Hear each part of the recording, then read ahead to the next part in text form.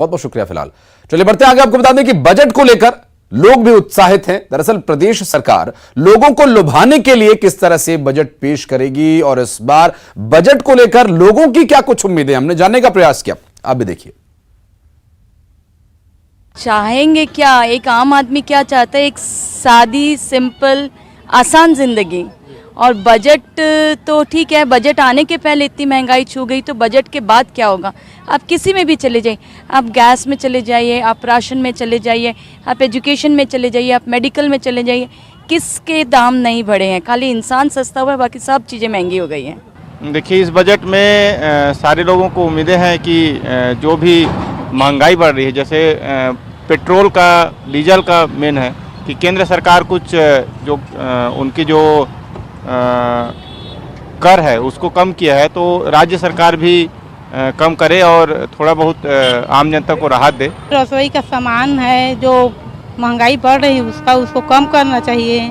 जैसे गैस का भी बढ़ गया है, गैस का भी कम होना चाहिए, है ना। बजट में जो हमको उम्मीद है वो संविदा कर्मचारी लोग के लिए जो नियमितीकरण का बात जिन्होंने कहा था सरकार ने 2018 में चुनाव से पहले, तो हम उसी का इंतज़ार कर रहे हैं कि मुख्यमंत्री श्री भूपेश बघेल जी इसका उद्घोषणा करें कि जितने संविदा जो स्वास्थ्य विभाग के कर्मचारी हैं उनको नियमित करें। जो महंगाई बढ़ रही है वो कम होना चाहिए। जैसे गैस है और भी आम चीज़ें हैं जो बढ़ गई है, सामान्य घरेलू सामान है, जो किराना का सामान है, ये सारे चीज़ें बढ़ गई है।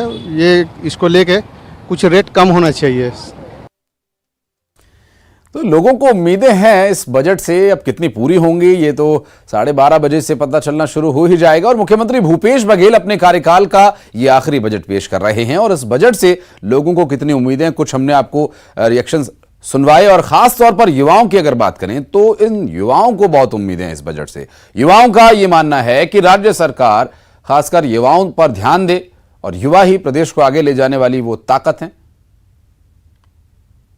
है कि स्कूल की जो फ़ीस वगैरह है वो कम होनी चाहिए, क्योंकि बच्चों को क्वालिटी एजुकेशन बहुत इम्पॉर्टेंट है।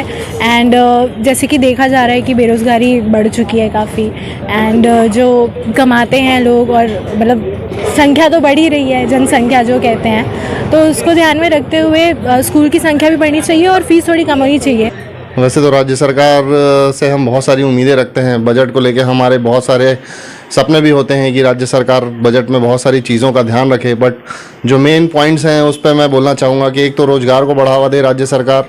रोज़गार को लेकर बहुत ज़्यादा परेशानियां हैं युवाओं में। मुझे ऐसा लगता है कि यूथ के लिए एम्प्लॉयमेंट जो है वो थोड़ा बढ़ना चाहिए, क्योंकि अभी काफ़ी दिन से मैं देख रही हूँ कि एम्प्लॉयमेंट काफ़ी ज़्यादा कम आ रहा है। मतलब रोज़गार चाहिए हमको भी, ठीक है। तो अभी बहुत दिन से कुछ रिक्रूटमेंट्स नहीं हो रहे हैं। देखो, गरीबों को तो बहुत सारी चीज़ें मिल जा रही है, मतलब 2.5 रुपये में आपको धान मिल रहा है और बहुत सी चीज़ें हो रही, फ्री में सब कुछ दे रहे हैं। बट मिडिल क्लास जो फैमिली है वो ज़्यादा सफ़र कर रही है। दूसरी चीज़ एम्प्लॉयमेंट वाला जो मुद्दा है, एक कि यूथ के लिए वैकेंसीज़ ही नहीं आ रही।